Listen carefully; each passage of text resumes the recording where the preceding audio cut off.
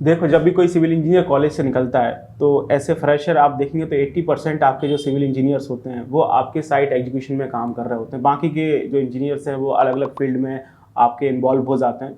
अब स्टार्टिंग में तो बहुत मज़ा आता है, ठीक है ना, बोले साइट पे जाना है, जेसीबी देखनी है, हम सिविल इंजीनियर्स हैं, यार मज़ा आ जाएगा, ईंट रोड़ी पत्थर सिविल वाली कट्टर वो वाली फील आ रही होती है। लेकिन जब कुछ साल आप काम कर लेते हैं, आपने 2 साल काम किया, 3 साल काम किया, 4-5 साल साइट पे घसा, बढ़िया धूल मिट्टी खाई, फिर दिमाग घूमने लगता है, अरे बहुत साइट पे काम कर लिया, अब हमें ऑफिस में जाना है, थोड़ा सुकून वाली ज़िंदगी चाहिए। तो जब आप साइट से ऑफिस में जाने की कोशिश करते हैं, और ये हर एक सिविल इंजीनियर के फेस में आता ही आता है, कुछ साल जब आप साइट पे जॉब करते हैं उसके बाद सबके दिमाग में आता है नहीं यार ऑफिस में जाना है, थोड़ा सा शांति, थोड़ा सा सुकून चाहिए, चीज़ें भी डेवलप हो रही हैं, आगे फैमिली भी है, बाकी सारी चीज़ें भी हैं। तो जब आप साइट से ऑफिस में जाना चाहते हैं तो आपके पास ज़्यादा ऑप्शन होता नहीं है। आप डिज़ाइनिंग फील्ड में जा नहीं सकते हैं क्योंकि आपने साइट एग्जीक्यूशन में काम किया है। तो फिर आपके पास गिनती के 2-3 ऑप्शन ही बचते हैं, या तो आप क्वांटिटी सर्वेयर बन जाओ, क्यूएस का काम सीख लो, या फिर आप बिलिंग इंजीनियर बन जाओ। बिलिंग का भी जॉब पूरी तरह से ऑफिस का तो नहीं कह सकते, लेकिन फिर भी ठीक ठाक काम चल जाता है, कभी साइट पे चले गए, कभी ऑफिस में बैठ के काम कर लिया, साइट पे जाके मेजरमेंट ले लिया, तो उस तरह की चीज़ें। तो आपके पास ये गिनती के 2-3 ही ऑप्शन है कि आप साइट से निकल के एक अच्छा प्रोफेशनल क्वांटिटी सर्वे बन जाएं, किसी अच्छी कंसल्टेंसीज में, एमएनसीज में काम करें, या फिर आप बिलिंग इंजीनियर बन जाएं। एक ऑप्शन और है आपके पास, आप एमएसपी सीखें, प्राइवेरा सीखें, या फिर आप प्लानिंग इंजीनियर बन जाएं। तो इन सब में जो सबसे सस्ता, सुंदर, टिकाऊ ऑप्शन है वो है आपका क्यूएस का काम, यानी क्वांटिटी सर्विंग का काम। तो जनाब इस सेशन में हम बात करेंगे, जब आप एक ऐसे प्रोफेशनल क्वांटिटी सर्वे बनने का सोच रहे हैं तो उसके लिए कौन से इंपॉर्टेंट एक्सेल फॉर्मेट होते हैं जो आपको काम आ सकते हैं एक अच्छा क्वांटिटी सर्वे बनने में। तो वो सारे एक्सेल फॉर्मेट की हम बात करेंगे और मैं आपको प्रोवाइड भी करूंगा। यदि आप इस वीडियो को पूरा देखेंगे तो ऐसे प्रोफेशनल क्वांटिटी सर्वे जो आपको एक्सेल फॉर्मेट बनाने पड़ सकते हैं वो कैसे होंगे, वो सारी चीज़ें आपको समझ आ जाएंगी। तो मैं हूं Sandeep Singh, welcome back to Reinforce Lifeline for civil engineers. आप बने रहिए हमारे साथ और हम करते हैं अपने सेशन को स्टार्ट।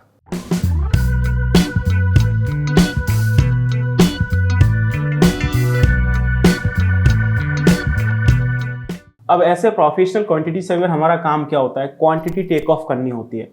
अब क्वांटिटी टेक ऑफ हम किसकी करते हैं, मैं आपसे पूछ रहा हूं, आप वीडियो देखते हैं, आप मुझे बताइए हम लोग क्वांटिटी किसकी टेक ऑफ करते हैं, मटेरियल की करते हैं कि आइटम की करते हैं। ऐसे प्रोफेशनल क्वांटिटी सर्वेयर आपका काम होता है आइटम की क्वांटिटी टेक ऑफ करना, ना कि मटेरियल की। मटेरियल तो वो बहुत बाद का चीज़ है, बाद में हम देख रहे होते हैं कि मटेरियल में क्या करना है, लेकिन ऐसे प्रोफेशनल क्वांटिटी सर्वेयर हमारा काम क्या है, आइटम की क्वांटिटी टेक ऑफ करना। आइटम क्या होता है, नॉर्मली हम लोग काम बोलते हैं इसी चीज़ को, क्यूएस और बिलिंग की भाषा में हम लोग आइटम बोलते हैं, बाकी इसी चीज़ को आप प्लानिंग की भाषा में आप एक्टिविटी बोल सकते हैं। अब आइटम और मटेरियल में क्या फ़र्क होता है, मैं आपको एक एग्जांपल देके समझाता हूँ, आपको बहुत अच्छे से समझ में आ जाएगा कि ऐसे प्रोफेशनल क्वांटिटी सर्वे आइटम की कितनी ज़्यादा इंपॉर्टेंस है। अगर आपको प्रॉपर तरह से आइटम की समझ नहीं है ना तो आप प्रोफेशनल क्वांटिटी सर्वे बन सकते हैं, ना ही आप प्रोफेशनल बिलिंग इंजीनियर बन सकते हैं, क्योंकि जो भी क्वांटिटी टेक ऑफ होती है वो आपकी आइटम की होती है स्टैंडर्ड मेजरमेंट के साथ, और जो भी हम बिलिंग का काम करते हैं वो भी आपकी आइटम्स की बिलिंग होती है, वो भी स्टैंडर्ड मेजरमेंट के साथ। अब आइटम और मटेरियल में क्या फर्क है, आप इस एग्जांपल को समझिए। जैसे आपको कोई पार्टी ऑर्गेनाइज करनी है, आप अपना बर्थडे पार्टी है या फिर आप कोई किटी पार्टी ऑर्गेनाइज करते हैं, तो पार्टी में होता क्या है, सबसे पहले जाके आप सब्जी मंडी जाते हैं या फिर मार्केट जाते हैं, मटेरियल खरीद के लाते हैं?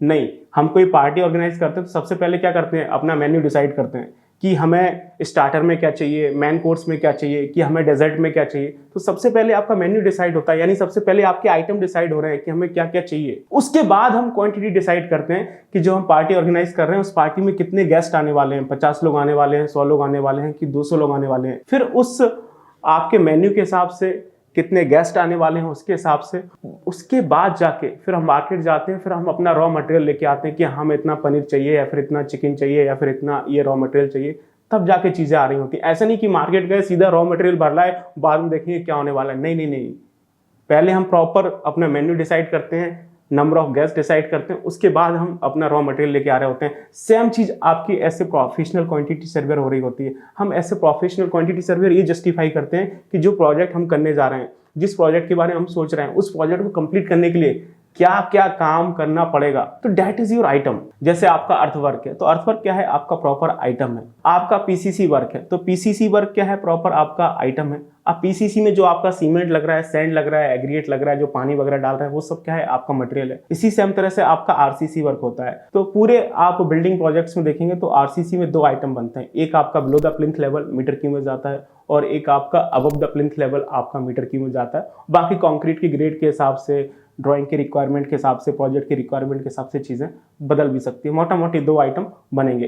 तो इसमें आरसीसी में आप देखेंगे तो आपका क्या है, आइटम आपका मीटर क्यों जा रहा है, बाकी आपकी मटेरियल है सीमेंट एंड एग्रीगेट। इसी तरह से आप ब्रिक वर्क करते हैं, चाहे आप 9 इंची का ब्रिक वर्क करें तो वो आपका मीटर क्यू में जाएगा, आप 4.5 इंची का ब्रिक वर्क करते हैं वो आपका मीटर स्क्वायर में जाएगा। तो 9 इंची का ब्रिक वर्क आपका पूरा कंप्लीट आइटम है, ठीक है ना।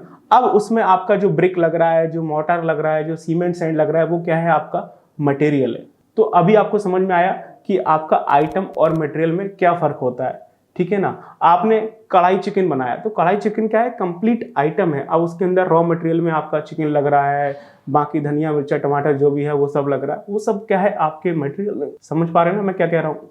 और हाँ दोस्तों, आप साइट पे धूल भरी जिंदगी से परेशान हो गए हैं, आप ऐसे professional quantity surveyor, professional billing engineer, professional planning engineer काम करना चाहते हैं, किसी भी प्रोजेक्ट का हो, बिल्डिंग का हो, हाईवे का हो, ब्रिज का हो, मेट्रो का हो, वाटर टैंक का हो, चाहे वो आपकी प्री इंजीनियरिंग बिल्डिंग्स हो, तो ये सारी चीज़ें आपको मिलती है रीइंफोर्स के पैकेज CPL 7.0 में, जो कि रीइंफोर्स का all in one premium pre recorded future add on program है। और इसका जो एक्चुअल कॉस्ट है, जो कि हम लोग साल भर आपको बोलते हैं, वो है आपका 17,500 रुपये। लेकिन अभी ये साल जा रहा है, नया साल आ रहा है और आपके पास है नई स्किल डेवलप करने का मौका, ताकि आप साइट से निकल के ऑफिस की दुनिया में राज कर सकें, थोड़ा सुकून की जिंदगी जी सकें। तो आपको काम करना पड़ेगा अपनी स्किल्स के ऊपर। और इस न्यू ईयर पे रीइंफोर्स आपको अपना CPL 7.0 पैकेज प्रोवाइड कर रहा है मात्र आपका 6,500 रुपये में। तो 17,500 की चीज मात्र आपको 6,500 मिल रही है। इसके लिए करना कुछ नहीं, आपको हमारा एप्लीकेशन डाउनलोड करना है रीइंफोर्स, जो कि गूगल प्ले स्टोर पर मिल जाएगा। और उसके अंदर जाके देखेंगे तो फ्रंट में आपको दिखाई देगा CPL 7.0, जो कि 29 दिसंबर को शाम को 7 बजे हमारे एप्लीकेशन पे लाइव हो जाएगा। और इस न्यू ईयर ऑफर में हमने कुछ लिमिटेड ही कूपन्स निकाले हैं, ठीक है ना। और इस CPL में आपको 48 कोर्स मिल रहे हैं, सारे कंस्ट्रक्शन प्रोजेक्ट हमने कवर किए हैं, ऑलमोस्ट आपके सारे डिजाइनिंग के सॉफ्टवेयर्स हैं, सारे प्लानिंग के सॉफ्टवेयर्स हैं। तो और क्या चाहिए आपको, सिर्फ 6,500 में आपको कोई मार्केट में ऑटोकैड नहीं सिखाएगा। और यहाँ पे हम आपको 6,500 में 48 कोर्स दे रहे हैं, लाइफ टाइम वैलिडिटी और रेगुलर डाउट सेशन के साथ। तो मैं ये नहीं बोल रहा हूँ कि आप डायरेक्टली जाके कोर्स परचेस कर लीजिए, आप एक बार एप्लीकेशन डाउनलोड करिए और उसमें जाके देखिए CPL 7.0 आपको इतनी कम प्राइस में क्या क्वालिटी प्रोवाइड कर रहा है, क्या कोर्स दे रहा है, उसमें क्या कंटेंट है, क्या केस स्टडी है। आप यकीन मानिए, अगर आपने ये कोर्स परचेस किया ना सिर्फ 6,500 रुपये में, आपको ऐसे सिविल इंजीनियर फ्यूचर में कोई भी कोर्स परचेस करने की जरूरत नहीं पड़ेगी। यही एक कोर्स आपके सभी समस्या का सॉल्यूशन बनेगा। तो आप जाके देखिए, और आपको डिटेल में इंक्वायरी करनी है, मेरे से बात करनी है और डिटेल में अपनी काउंसलिंग करानी है, तो नीचे दिए नंबर पर कॉल करके आप इंक्वायरी कर सकते हैं। और आप भी क्वांटिटी सर्वेयर और बिलिंग इंजीनियर बनने का सपना देख रहे हैं, तो सबसे इंपॉर्टेंट चीज आपके लिए है आइटम। तो आप इस चीज को समझने की कोशिश करो कि कौन कौन से आइटम बनते हैं। जैसे अगर मैं आपकी बिल्डिंग प्रोजेक्ट का आपको एग्जांपल दूं, तो बिल्डिंग प्रोजेक्ट में जो आपका पूरा स्ट्रक्चर वर्क होता है, तो उस स्ट्रक्चर वर्क में आपका एज पर CPWD कौन कौन से आइटम्स बनते हैं, उनका मेजरमेंट कैसे होता है। जो पूरा आपका फिनिशिंग और इंटीरियर का काम होता है, उसमें कौन कौन से आइटम बनते हैं, उसका मेजरमेंट कैसे होता है। जो आपका MEP का काम होता है, मैकेनिकल इलेक्ट्रिकल प्लम्बिंग का काम होता है, तो उसमें कौन कौन से आइटम्स बनते हैं। अगर आप फायर फाइटिंग में काम कर रहे हैं, तो उसमें कौन कौन से आइटम्स बनते हैं, उसके क्या स्टैंडर्ड मेजरमेंट होते हैं, वो आपको समझ आएगा ना। तो QS और बिलिंग की दुनिया आपके लिए बहुत आसान हो रही होगी। और हाँ, आपने अभी तक अगर हमारा एप्लीकेशन डाउनलोड नहीं किया है, तो आप हमारा एप्लीकेशन रीइंफोर्स डाउनलोड कर लीजिए, जो कि गूगल प्ले स्टोर पर मिल जाएगा। अदरवाइज आपको नीचे डिस्क्रिप्शन में लिंक मिल जाएगा, आप वहां पर जाके हमारा एप्लीकेशन रीइंफोर्स डाउनलोड कर सकते हैं। अब एप्लीकेशन क्यों डाउनलोड करना है, क्योंकि वीडियोस में जो आप PPT देखते हैं या फिर जो अभी आप एक्सेल सीट देखेंगे कि कौन कौन से इंपॉर्टेंट एक्सेल फॉर्मेट हैं, ऐसे QS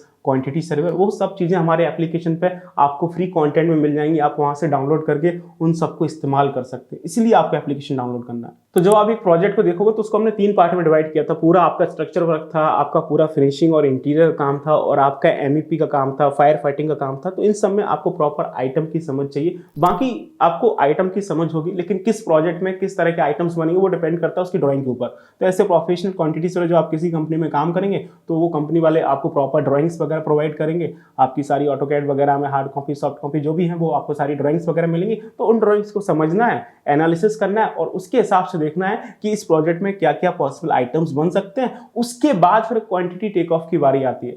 वही एग्जांपल हो गया कि अगर आपकी मदर बोले कि बेटा मार्केट जाना और 5 किलो सब्जी लेके आना, तो आप क्या सब्जी लेके आओगे? सब्जी तो लेके आनी है, क्या क्या लेके आओगे? वहीं पे वो आपको प्रॉपर एग्जांपल दे कि नहीं बेटा मार्केट जाना, 2 किलो आलू, 1 किलो प्याज, 3 किलो टमाटर लेके आना। तो आपके पास आइटम भी है, क्वांटिटी भी है। तो सबसे पहले आपको आइटम समझना है, तो आपको हिसाब किताब समझ आ गया होगा। तो ऐसे प्रोफेशनल क्वांटिटी सर्वेयर जो हम क्वांटिटी टेक ऑफ करते हैं, वो किस में करते हैं? एक्सेल में करते हैं। तो सबसे पहले जो हमारा सीट बनता है वो बनता है मेजरमेंट सीट। अब मेजरमेंट सीट में क्या होता है, जितने भी आपके पॉसिबल आइटम्स होते हैं उन सभी पॉसिबल आइटम का हम एक प्रॉपर सीक्वेंस में ड्राइंग के through proper quantity take off कर रहे होते हैं कि जो भी हमारा प्रोजेक्ट है उस प्रोजेक्ट में क्या काम होना है और कितनी क्वांटिटी में होना है। तो आप स्क्रीन पर देख सकते हैं, ये आपको पूरा एक मेजरमेंट सीट का फॉर्मेट मिलेगा। ऊपर तो आपकी फॉर्मेलिटीज़ वगैरह हैं तो उसमें हम नहीं जा रहे हैं, लेकिन आप यहाँ पे देखेंगे तो ये आपका प्रॉपर मेजरमेंट सीट है जिसमें हम लोग क्वांटिटी टेक ऑफ कर रहे होते हैं। सबसे पहले हमने एसओआर नंबर लिखा हुआ है, उसके बाद ये आपका आइटम डिस्क्रिप्शन आप यहाँ पे देख सकते हैं, और उसके बाद ये आपका यूनिट है, आपका ये नंबर ऑफ मेंबर है, फिर आपका ये लेंथ है, यहाँ पे ब्रेक डाला हुआ है, ये आपका डेप्थ है, आपका क्वांटिटी है, और ये आपका टोटल क्वांटिटी है। तो ये हमारा मेजरमेंट सीट है, स्टैंडर्ड फॉर्मेट है, और इसी फॉर्मेट में हम किसी प्रोजेक्ट की रिक्वायरमेंट के हिसाब से उसमें कौन कौन से पॉसिबल आइटम्स बन रहे होते हैं उसको हम टेक ऑफ करके डाल रहे होते हैं, और उस आइटम की ड्राइंग में आपको लेंथ, ब्रेथ, डेप्थ मिल जाती है तो वहाँ से हम ले लेते हैं, और जो भी हमें मल्टीप्लाई डिवाइड करना होता है वो करके हम अपनी क्वांटिटी निकाल रहे होते हैं। तो ये स्टैंडर्ड फॉर्मेट है जिसमें उस प्रोजेक्ट में जितने भी आइटम्स बनने वाले हैं उन सभी आइटम्स का आपको क्वांटिटी देखने को मिलता है। तो आप यहाँ पर देख सकते हैं, जस्ट फॉर एग्जाम्पल हमने ये यहाँ पे एक G+5 स्टोरी का प्रोजेक्ट है तो उसका पूरा क्वांटिटी टेक ऑफ किया हुआ है। तो यहाँ पे हमने स्टैंडर्ड एसओआर नंबर लिखा हुआ है। जो भी आइटम्स होते हैं उस आइटम का एक स्टैंडर्ड क्लॉज होता है हर गवर्नमेंट की पीडब्ल्यूडी के हिसाब से, तो वो हमने यहाँ पे लिखा हुआ आइटम डिस्क्रिप्शन में देखेंगे। जैसे आपका ये सरफेस ड्रेसिंग का काम हमने टेक ऑफ किया हुआ है 231 मीटर स्क्वायर, ये अर्थवर्क का काम हमने टेक ऑफ किया हुआ है 176 मीटर क्यूब, आपका स्टोन सॉलिंग का काम हमने टेक ऑफ किया हुआ है 12.6 मीटर क्यूब, ये पीसीसी का काम हमने टेक ऑफ किया हुआ है 6.3 मीटर की। उस तरह से जितने भी पॉसिबल आइटम्स बन सकते हैं उस प्रोजेक्ट में सारे पॉसिबल आइटम्स का हमने यहाँ पे क्वांटिटी टेक ऑफ किया हुआ है कि उस प्रोजेक्ट में क्या काम होना है और कितनी क्वांटिटी में होना है वो आपको इस सीट से पता चलेगा। That is your measurement seat. तो मेजरमेंट सीट आपको क्या बता रही है कि जो प्रोजेक्ट हम करना चाह रहे हैं उस प्रोजेक्ट को साइट पे कंप्लीट करने के लिए हमें क्या काम करना पड़ेगा और कितनी क्वांटिटी में करना पड़ेगा, ये सारी चीज़ें इससे पता चलती है। अब मेजरमेंट सीट में आप सारे आइटम की क्वांटिटी टेक ऑफ कर लेते हो, लेकिन फिर भी कुछ आइटम्स बच जाते हैं। जैसे आपका स्टील रीइंफोर्समेंट का काम है, किसी प्रोजेक्ट में कितना सरिया लगेगा उसके लिए हम लोग बीबीएस बनाते हैं। तो बीबीएस का फॉर्मेट अलग होता है क्योंकि इसकी कैलकुलेशंस कुछ अलग तरीके से होती है। तो बीबीएस की क्वांटिटी टेक ऑफ करने के लिए हम अलग से फॉर्मेट बनाते हैं जो कि आपका क्या कहलाता है, बीबीएस का फॉर्मेट कहलाता है। तो ये भी बहुत इंपॉर्टेंट है, ऐसे क्वांटिटी सर्वेयर आपको बीबीएस का फॉर्मेट पता होना चाहिए। और ये बीबीएस का स्टैंडर्ड फॉर्मेट है जो आप स्क्रीन पर देख रहे हैं। इस फॉर्मेट पे जितने भी आपके आरसीसी मेंबर हैं सबका हम स्टील का क्वांटिटी निकालते हैं। अब एक बिल्डिंग में अगर जस्ट फॉर एग्जांपल आप देखोगे, आपका फुटिंग है, आपका बीम है, कॉलम है, आपका स्लैब है, स्टेयरकेस है, कहीं कहीं पे आपको शेयर वॉल या फिर आपकी जो रिटर्निंग बॉल है वो आपको देखने को मिल रही होती है। तो उन सब का स्टील का क्वांटिटी हम लोग इस फॉर्मेट में निकालते हैं। That is your bar bending schedule, कि उस प्रोजेक्ट में जो आपका सरिया लगने वाला है उस सरिया का क्या डिस्क्रिप्शन है, कहाँ पे लगेगा, उसकी क्या लोकेशन है, किस तरह का बार है, उसका क्या डायमीटर है, क्या स्पेसिंग है, कितने नंबर ऑफ बार आएंगे, उसकी क्या लेंथ आएगी, कितना वेट आएगा, वो सब चीज़ें हम लोग इस बीबीएस सीट में निकालते हैं। तो आपको मेजरमेंट सीट के बाद बीबीएस का सीट बनाना होता है जिसमें हम लोग सारे स्टील का टेक ऑफ कर रहे होते हैं। तो आप देख सकते हैं इस तरह का कुछ आपको स्टैंडर्ड फॉर्मेट मिलेगा। तो स्टील को छोड़ के बाकी के जो सारे आइटम्स हैं वो आपके मेजरमेंट सीट में आ जाते हैं, और बाकी स्टील की टेक ऑफ करने के लिए हमें ये बीबीएस का सीट बनाना होता है। स्टील का वेटेज कम नहीं होता है, पूरे प्रोजेक्ट में ऑलमोस्ट 20% का वेटेज है। यदि आप 1 करोड़ का काम कर रहे हैं तो उसमें आपका 20 लाख का सरिया लगने वाला है, तो हमें उसकी प्रॉपर कैलकुलेशन करनी होती है। तो इसका फॉर्मेट आप देख सकते हैं, ये प्रॉपर फॉर्मेट बना रखा है। यहाँ पे सीरियल नंबर है, फिर आपका ये shape of bar, bar description, number of member, dia of bar, spacing, number of bar, cutting length millimetre में, कटिंग लेंथ मीटर में, टोटल कटिंग लेंथ, और उसके बाद फिर ये डाया के हिसाब से हमने यहाँ पे टोटल वेट लिखा हुआ है। और एट द एंड हम इन सबको ऐड करेंगे तो यहाँ से पता चलेगा कि total quantity of steel for the structure in metric ton, कि हमने फुटिंग का पूरा बनाया हुआ है तो फुटिंग में कितना स्टील लगेगा। इसी तरह से आप कॉलम का बनाएंगे तो कॉलम में कितना स्टील लगेगा वो यहाँ से पता चल जाएगा। प्लिंथ बीम का बनाएंगे तो प्लिंथ बीम में कितना स्टील लगेगा वो यहाँ से पता चल जाएगा। इसी तरह से आपका स्लैब का बनेगा तो स्लैब में कितना स्टील लगेगा तो वो यहाँ से पता चल जाएगा। आप स्टेयर केस का बनाएंगे तो स्टेयर केस में कितना स्टील लगेगा वो आपका यहाँ से पता चल जाएगा। देखेंगे स्टेयर केस का बना रखा है, ये स्लैब्स के बना रखे हैं। तो आपको मेजरमेंट सीट में तो बाकी सारे आइटम टेक ऑफ हो रहे हैं, बाकी स्टील की क्वांटिटी आपको टेक ऑफ करनी है तो उसके लिए आपको प्रॉपर बीबीएस की सीट बनानी पड़ेगी, वो भी आपको हर आरसीसी मेंबर के लिए। तब आपको पता चलेगा कि किस आरसीसी मेंबर में कितना सरिया लग रहा है। बाकी सबको ऐड कर देंगे तो आपका यहाँ से हो जाएगा। और आपकी जानकारी के लिए मैं बता दूं कि स्टील में भी आपके 2 आइटम बन रहे होते हैं पूरे प्रोजेक्ट्स में। एक बिलो द प्लिंथ लेवल जितना आपका स्टील रीइंफोर्समेंट आता है उसका आइटम बन जाता है मीट्रिक टन में, और अबव द प्लिंथ लेवल जितना आपका स्टील रिइंफोर्समेंट आता है, उसका आइटम बन जाता है मीट्रिक टन में। तो ये दूसरा फॉर्मेट है जो कि आपका बार बेंडिंग शेड्यूल का है, जिसकी आपको जरूरत पड़ेगी। तो इन दो फॉर्मेट में ऑलमोस्ट आपके जितने भी आइटम्स बनते हैं सबका क्वांटिटी टेक ऑफ हो जाएगा। मेजरमेंट शीट में बाकी सारे आइटम्स आ जाएंगे और बीबीएस में आपका स्टील का क्वांटिटी आ जाएगा, जो कि बहुत बड़ा वेटेज है टोटल कॉस्ट ऑफ प्रोजेक्ट का। तो इन दो चीज़ों को करने के बाद अब आपको मैं लेके चलता हूँ तीसरे एक्सेल फॉर्मेट पे, जो है आपका बीओक्यू यानी बिल ऑफ क्वांटिटी। ऐसे प्रोफेशनल क्वांटिटी सर्वर, क्वांटिटी निकालना काफ़ी नहीं, आप साइट पर देखेंगे सब तो क्वांटिटी निकाल ही रहा है, लेकिन ऐसे प्रोफेशनल क्वांटिटी सर्वर जो आपका अल्टीमेट टास्क है, जिसके लिए आप पैदा हुए हो, वो है आपका बीओक्यू बनाना, बिल ऑफ क्वांटिटी बनाना। अगर आप बीओक्यू नहीं बना पा रहे हो एज पर पीडब्ल्यूडी और सीपीडब्ल्यूडी स्टैंडर्ड, तो you are not a professional quantity surveyor. तो आप स्क्रीन पर देख सकते हैं, ये आपको बीओक्यू का फॉर्मेट दिख रहा होगा। अब बीओक्यू होता क्या है? Bill of quantity. सिंपल भाषा में समझिए,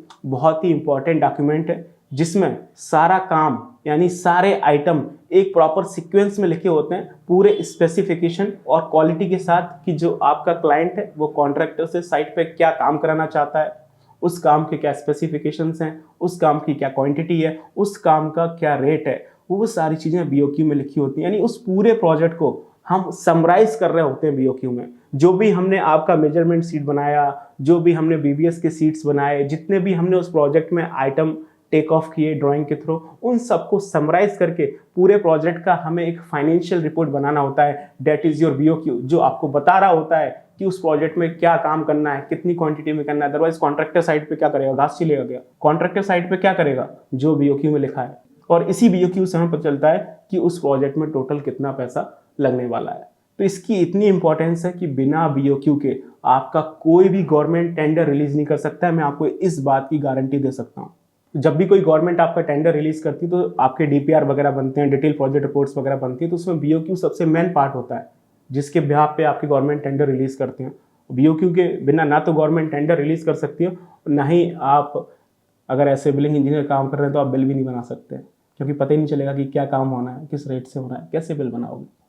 तो आप ये फॉर्मेट देख सकते हैं, यहाँ पे आपका ये सीरियल नंबर आ जाएगा, यहाँ पे आपका एसओआर नंबर है, जितने भी आइटम्स हैं उन सबका स्टैंडर्ड नंबर होता है, वो आपका यहाँ पे आ जाएगा। और यहाँ पे आइटम डिस्क्रिप्शन है। तो ये आइटम डिस्क्रिप्शन बहुत इंपॉर्टेंट है, ठीक है। नॉर्मली आप साइट क्लीनिंग को साइट क्लीनिंग लिख सकते हो, अर्थवर्क एक्सकवेशन को अर्थवर्क एक्सकवेशन लिख सकते हो, लेकिन आप जब यहाँ पे देखोगे तो हर आइटम आपको 3-3, 4-4 लाइन में मिलेगा, जिसकी बहुत ज़्यादा इंपॉर्टेंस है। तो यहाँ पे जो भी आइटम लिखा जाता है ना, उसकी एक स्टैंडर्ड लैंग्वेज होती है, उसका अपना इंपॉर्टेंस होता है, क्योंकि उसके बिहाफ पे आपके कॉन्ट्रैक्ट साइन किए जाते हैं। इस आइटम में क्या इंक्लूड है, क्या एक्सक्लूड है, वो आपको ये लैंग्वेज पढ़ के समझ आती है। अगर आप इस लैंग्वेज को सही से नहीं पढ़ पाए और इस लैंग्वेज को पढ़े बिना आपके कॉन्ट्रैक्ट ने रेट कोट कर दिया, तो बाद में उस रेट पे काम कराना पड़ेगा। तो इसका बहुत लीगल वैल्यू है, ठीक है। तो इसको ड्राफ्ट करना पड़ता है कि किस तरह से चीज़ें हैं, किस आइटम में हमें क्या इंक्लूड करना है, प्रोजेक्ट की रिक्वायरमेंट के हिसाब से क्या एक्सक्लूड करना है, वो आपको प्रॉपर तरह से ड्राफ्ट करना होता है। उसके बाद आपका यूनिट है कि किस काम को किस में मेजर करना है और उस काम का कितना क्वांटिटी है, उस काम का क्या रेट है, मल्टीप्लाई करोगे तो आपका अमाउंट आ रहा होता है।